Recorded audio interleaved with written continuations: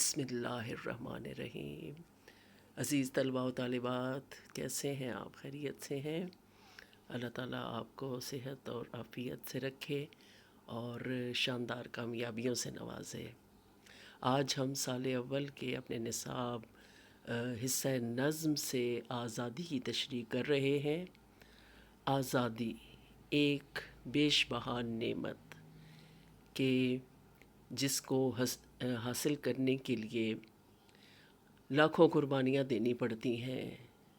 جیسے اپنے وطن عزیز پاکستان کو ہی دیکھ لیجئے کہ کس طرح سے اللہ تعالیٰ نے مدد فرمائی اور ایک نظریاتی سلطنت وجود میں آئی اور ایک نظریاتی ملک جو ہے وہ دنیا کے نقشے پر ابھرا۔ احسان دانش نے اس کو تحریر کیا ہے اور اس نظم میں وہ آزادی کی قدر و قیمت کی بات کر رہے ہیں اور اس کے ساتھ ساتھ وہ یہ کہتے ہیں، افسوس کا بھی اظہار کرتے ہیں کہ جس آزادی کے حصول کے لیے ہم نے کوششیں کی، تھوڑی سی ہماری بدقسمتی یہ ہے کہ ہم وہ آزادی صحیح معنوں میں حاصل نہیں کر پائے۔ یعنی ہم نے جسمانی آزادی تو حاصل کر لی، لیکن ذہنی غلامی ابھی تک جو ہے وہ ہمارے اندر سے نہیں نکل پائی۔ دل و ذہن ہمارے اسی طرح سے غلام ہیں۔ تو یہ چند باتیں انہوں نے اشعار کی صورت میں کہی ہیں۔ تو باقاعدہ نظم کا آغاز کرتے ہیں۔ جی، شعر نمبر 1۔ عبادت ہے سراپا جذمہ تعمیر آزادی، شہادت مستقل ایک سرخی تحریر آزادی۔ جی، شاعر احسان دانش اس نظم میں آزادی کے جذبے کو فروغ دیتے ہیں اور اس طرح سے انہوں نے آزادی کی تعمیر اور اس کے حصول کا جذبہ، اس کے حوالے سے یہ کہا ہے کہ یہ عبادت کے مترادف ہے۔ اس کی تحریر ہمیشہ خون کی سرخی سے لکھی جاتی ہے اور غلام اقوام کے جسم، روح، یہاں تک کہ سوچ بھی غلامی میں پابند ہوتی ہے۔ اسی لیے تو آزادی کے لیے اقوام برسہا برس تک قربانیاں دیتی ہیں، خون کی ندیاں بہتی ہیں، تب جا کر یہ نعمت میسر ہوتی ہے۔ دیکھا جائے تو آزادی ایک فطری جذبہ ہے، کیونکہ اللہ تعالیٰ نے جو دین اسلام ہمیں دیا وہ آزادی کا ہی پیغام دیتا ہے، لیکن ایک انسان دوسرے کو غلام بنانے میں فخر محسوس کرتا ہے۔ بقول روسو، انسان کو قدرت نے آزاد پیدا کیا ہے، لیکن جہاں بھی دیکھیں تو اسے زنجیروں میں جکڑ دیا گیا ہے۔ حضرت عمر فاروق کا ایک اسی طرح سے قول ہے کہ ان کی ماؤں نے تو، یعنی غلاموں کی ماؤں نے تو انہیں آزاد جنا تھا، تم نے کب سے ان کو اپنا غلام بنا لیا۔ تو آزادی کی تعمیر مشکل تو ہے، لیکن اسے برقرار رکھنے کے لیے بھی آگ کے دریا عبور کرنے پڑتے ہیں، جانیں دینی پڑتی ہیں، کیونکہ شہید کی جو موت ہے وہ قوم کی حیات ہے، لہو جو ہے شہید کا وہ قوم کی زکوٰۃ ہے۔ جی، شعر نمبر 2 کی طرف آئیے۔ جہاں آزاد کر سکتے نہ ہو تقریر آزادی، وہ آزادی میری نظروں میں ہے تحقیر آزادی۔ جی، ایک تھوڑا سا مایوسی کا عنصر نظر آتا ہے اس شعر میں کہ شاعر احسان دانش جو شاعر انقلاب بھی ہیں، شاعر فطرت بھی ہیں، وہ انسانی قلب و روح کو آزاد دیکھنے کی خواہش رکھتے ہیں، اور یہی جو آزادی ہے، قلب و روح کی آزادی، یہ انسان کو ذہنی طور پر سکون دیتی ہے، اسے مہذب اور باشعور بنا کر فکری غلامی سے، یعنی ذہنی غلامی سے بچاتی ہے۔ اصل آزاد وہی ہے جس کا ذہن، روح اور قلم آزاد ہو۔ وہ معاشرے اور حکمرانوں کے ظالمانہ اقدامات کے خلاف آواز اٹھا سکے، لیکن اگر سیاسی، اخلاقی یا معاشرتی بگاڑ کے خلاف صدا بلند کرنے اور قلم اٹھانے کی اجازت نہ ہو تو ایسی آزادی صرف نام کی آزادی ہے، جو صرف معاشرے کو بے سکونی اور اضطراب سے دوچار کر سکتی ہے۔ ایک آزاد ملک کے سربراہ اگر اہل وطن کی زبان یا قلم پر پابندی لگائے تو پھر آزادی کے نام پر یہ دھوکہ ہے۔ اور شاعر جو ہے وہ اس شعر میں آزادی کے، اس آزادی کے خواہاں ہیں جہاں بات کرنے، احساسات کے بیان کرنے پر پابندی نہ ہو، اور جہاں انسان یہ سوچنے پر مجبور نہ ہو کہ یہ دستور زباں بندی ہے کیسا تیری محفل میں، یہاں تو بات کرنے کو ترستی ہے زباں میری۔ تو آزادی صحیح معنوں میں وہی ہے کہ جہاں آپ آزادی سے اپنے دل کی آواز جو ہے وہ اس کو لبوں تک لا سکیں، یا اپنے قلم کے ذریعے سے جتنے بھی حکومتی قوانین ہیں ان پر لکھ سکیں۔ تو یہی اصل معنوں میں آزادی ہے۔ جی، شعر نمبر 3: مجھے ہر نامناسب بات پر تنقید کا حق ہے، میری تقریر سے تعبیر ہے تعمیر آزادی۔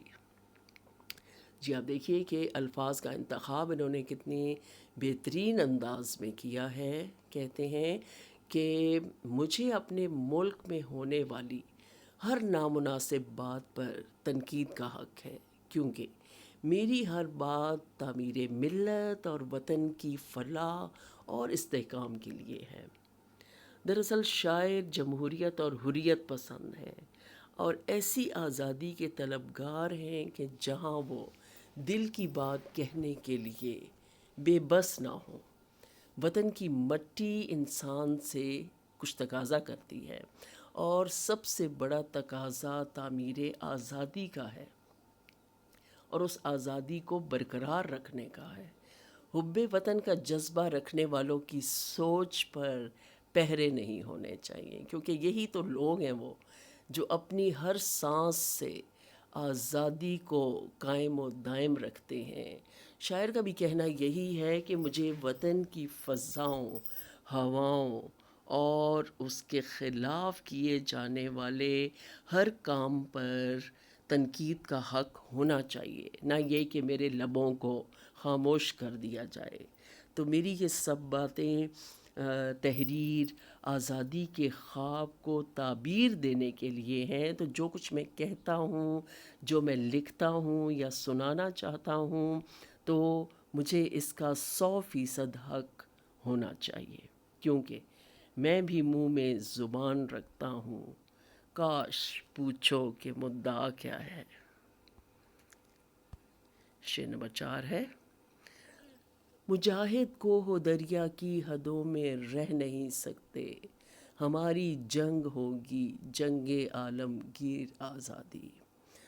جی، شاعر اس شعر میں مجاہد اسلام کے روپ میں نظر آتے ہیں، جو ساری دنیا میں امن اور آزادی کا جھنڈا لہرانا چاہتے ہیں۔ اسلام کا کامل اور وسیع پیغام اور جذبہ ایمانی رکھنے والوں کو محدود نہیں کیا جا سکتا۔ مسلمان تو وہ مجاہد ہیں کہ اپنے آپ کو سرحدوں سے ماوراء تصور کرتے ہیں، کیونکہ ان کے لیے جو ہے وہ سرحد نہیں ہے۔ اللہ تعالیٰ نے پوری زمین کو مومنوں کے لیے سجدہ گاہ بنا دیا ہے۔ تو اقبال نے کیا خوب کہا ہے کہ مومن کے جہاں کی حد نہیں ہے، مومن کا مقام ہر کہیں ہے۔ تو مومن کے لیے ساری زمین سجدہ گاہ بنا دی گئی، اور اس نے دین کا پیغام دنیا کے کونے کونے تک پہنچانا ہے۔ وہ مبلغ ہے۔ ایرانی، تورانی و افغانی کہہ کر ہم جو ہے وہ اپنے آپ کو بند نہیں کر سکتے، محدود نہیں کر سکتے، اور ایسے مجاہدوں کا راستہ روکنا پہاڑوں کو ساروں اور صحراؤں کے بس کی بات نہیں ہے۔ یہ تو کشتیاں جلانے والے، بحر ظلمات میں گھوڑے دوڑانے والے جوشیلے لوگ ہیں، یہ اسلام کے متوالے ہیں، ان کا جوش و جذبہ بے پناہ ہے، اور چونکہ ان کے پاس وہ مکمل ترین پیغام ہے جو رہتی دنیا تک کے لوگوں کے لیے باعث ہدایت ہے، تو ان کا مخاطب ساری دنیا ہے، کیونکہ ان کا پیغام بھی مکمل ترین ہے، اور ان کے پاس جو کتاب ہے، کتاب ہدایت قرآن پاک، وہ مکمل ترین ہے، اور جس نبی نے یہ پیغام ہم تک پہنچایا وہ بھی خاتم النبیین ہے۔ تو نہ تو ان کے پاس کسی نبی کی ضرورت رہی، نہ کسی کتاب کی ضرورت رہی، اسی لیے تو ہم نے اس پیغام کو دنیا کے ہر شخص تک پہنچانا ہے۔ تو ہماری جو جنگ ہے، یعنی اسلام کے فروغ کی جو جنگ ہے، وہ عالمگیر ہے، وہ پوری دنیا کو اپنے احاطے میں لیے ہوئے ہے۔ تو مسلم ہے ہم، وطن ہے سارا جہاں ہمارا۔ جی، شعر نمبر 5 ہے اس نظم کا۔ غلامی کے دھوئیں اڑنے لگے بہروپیے کام پہ، فضاؤں میں جو گونجا نالہ شبگیر آزادی۔ تو نالہ شبگیر آزادی سے کیا مراد ہے؟ وہ فریاد جو راتوں کو کی جائے، مطلب راتوں کو اٹھ اٹھ کے جو لوگ اللہ تعالیٰ کے حضور سر بسجود ہوتے ہیں، گڑ گڑا کر جو ہے وہ دعائیں مانگتے ہیں، تو یہی چیز ہے کہ وطن عزیز کے قیام کے لیے بھی لوگوں نے ایسے ہی فریاد کی، ایسے ہی دعائیں کیں، اور ساتھ ساتھ قربانیاں دیں۔ یہ آزادی ہمیں ایسے ہی نصیب نہیں ہوئی۔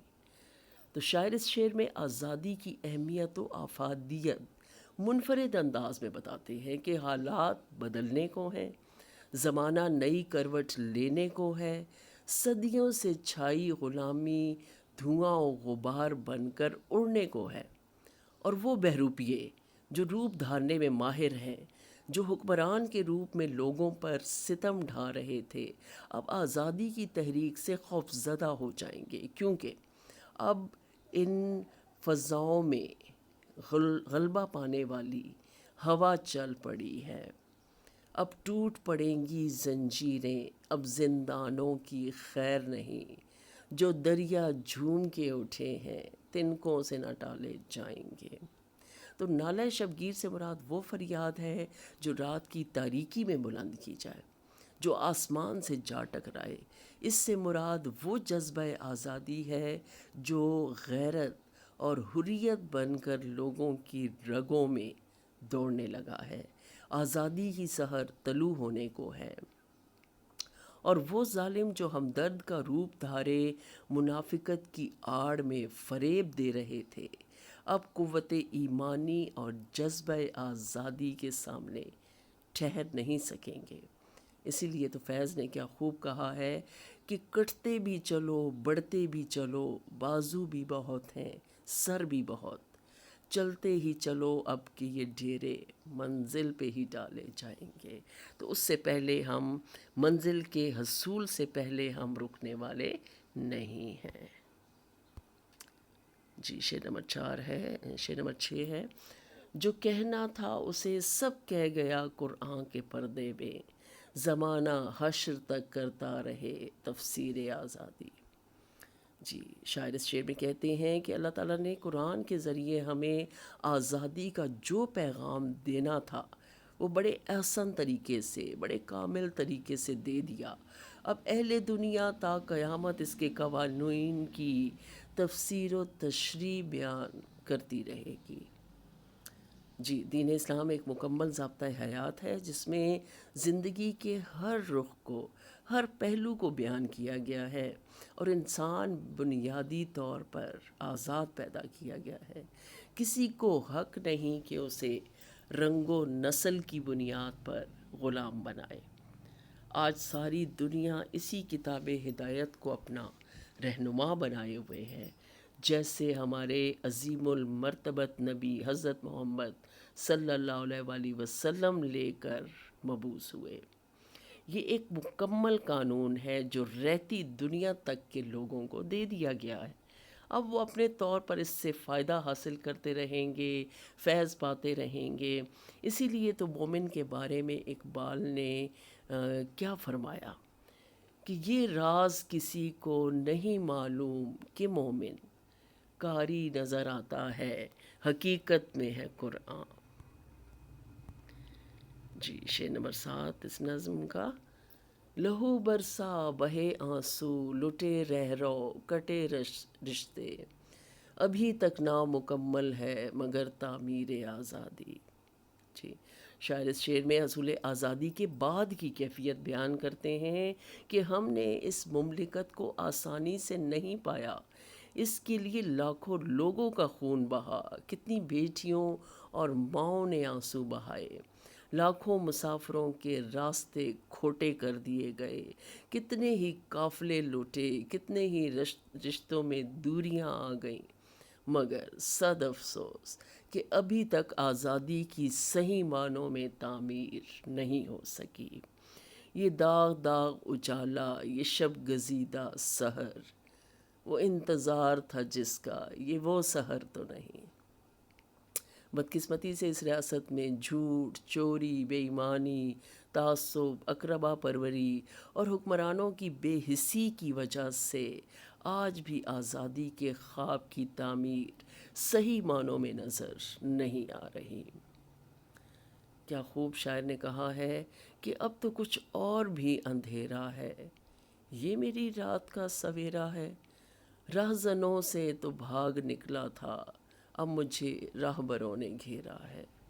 تو اتنی قربانیوں کے بعد حاصل کی گئی مملکت کے شہریوں کا فرض ہے کہ وہ اس کی ترقی اور خوشحالی اور بقا و سلامتی کے لیے سرگرداں رہیں، تبھی جو ہے یہ مملکت قائم رہ سکتی ہے اور ترقی کے راستے پر گامزن ہو سکتی ہے۔ جی، شعر نمبر 8: تعجب ہے غلامی کے شبستانوں کی زینت ہے، کھنچی ہے جو ہمارے خون سے تصویر آزادی۔ جی، تعجب، حیرت کا اظہار کر رہے ہیں۔ شبستان، وہ جگہ جہاں پہ تاریکیوں کا راج ہو۔ تو شاعر افسوس کا اظہار کرتے ہیں کہ ہم بظاہر آزاد ہیں، اور اس آزادی کے حصول میں لاکھوں دیوانوں کا، اہل جنوں کا خون بہا، ہماری آزادی کی تصویر میں انہوں نے اپنے خون سے رنگ بھرے، لیکن دکھ کی بات یہ ہے کہ وہ تصویر غلامی کے تاریک محلوں کی آماج گاہ ہے، یعنی غلامی کے تاریک محلوں میں وہ آزادی کی تصویر لٹکی ہوئی ہے۔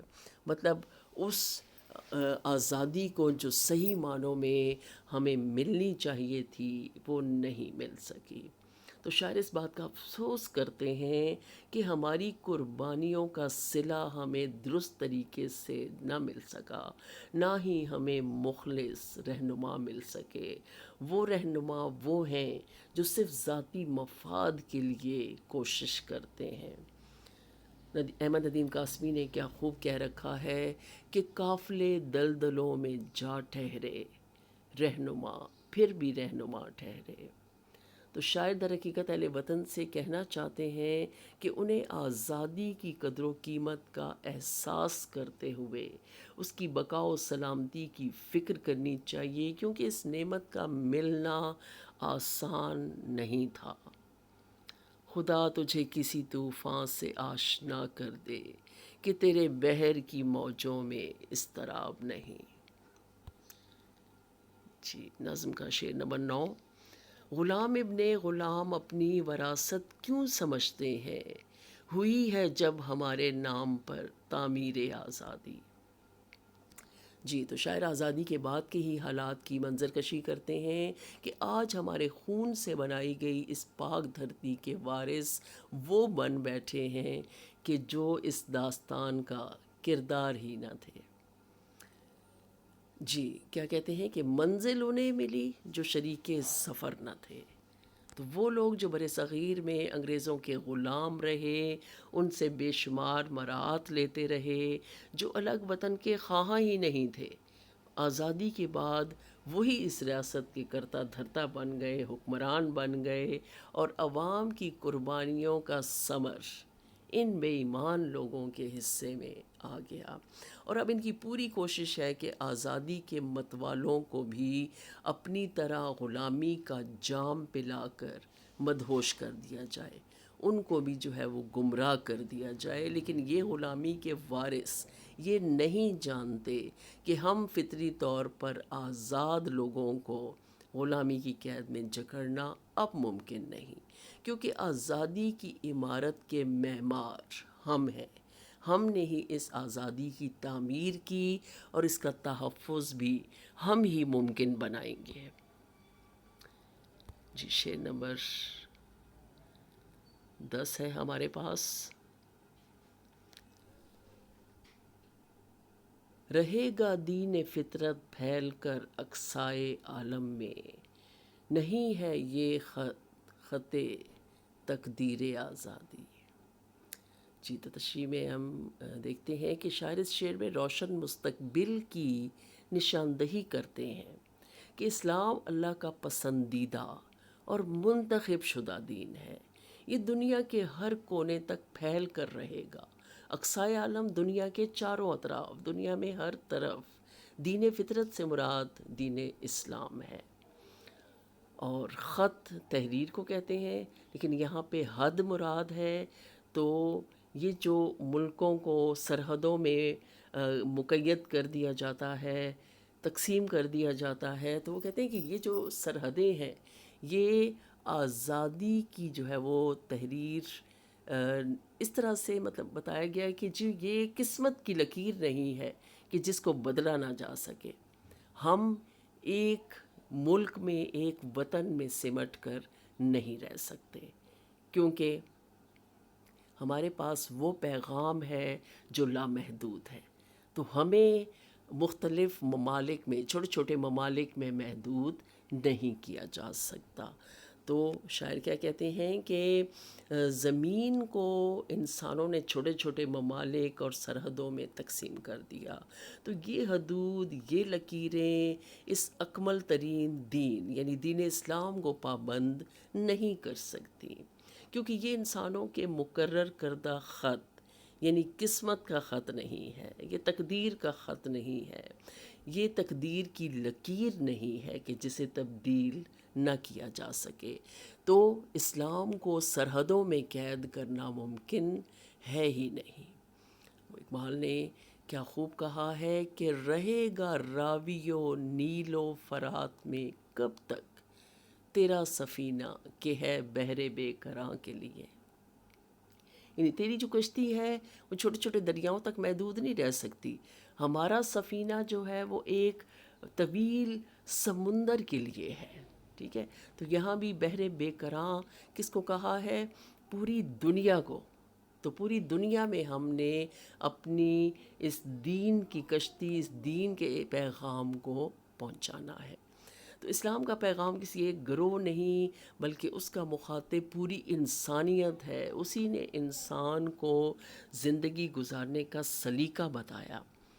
اگرچہ دنیا میں کفر اپنی مکاریوں کی وجہ سے غالب نظر آتا ہے، لیکن اسلام اپنی لازوال صفات کی وجہ سے پوری دنیا میں غالب ہو کر رہے گا انشاءاللہ۔ جی شعر نمبر 11۔ تڑپ کر بزم میں دانش چلے آئے ہیں دیوانے، اندھیروں سے مگر پھوٹی نہیں تنویر آزادی۔ تنویر روشنی کو کہتے ہیں، اور احسان دانش کی کتاب فصل سلاسل سے منتخب شدہ اس نظم میں وہ کہتے ہیں کہ اگرچہ آزادی کو پانے کے لیے یہ دیوانے سرگرداں رہے، اس پاک دھرتی کی محبت میں چلے آئے، لیکن غلامی کے اندھیروں سے ابھی تک مکمل آزادی کی روشنی ظاہر نہ ہو سکی۔ بقول احمد ندیم قاسمی کہ پھر بھیانک تیرگی میں آ گئے، ہم گجر بجنے سے دھوکہ کھا گئے۔ تو اس شعر میں شاعر نے پروانے کا لفظ استعمال کیا ہے کیونکہ یہ ہمیشہ روشنی پر آتے ہیں۔ تو یہ استعارہ آزادی کے لیے جد و جہد کرنے والوں کے لیے ہے، آزادی کے یہ پروانے جنہوں نے غلامی سے نکلنے کے لیے کوششیں کی، تو غلامی کے سیاہ اندھیروں سے نکل کر یہ متوالے آزادی کی روشنی کی محفل میں آ تو گئے ہیں، لیکن کاش کہ ہمیں صحیح معنوں میں آزادی کی روشنی نصیب ہو سکے۔ نہ ہوگا رائے گاں خون شہیدان وطن ہرگز، یہی سرخی بنے گی ایک دن عنوان آزادی۔ جی اس نظم کا اختتام کرتے ہیں ہم۔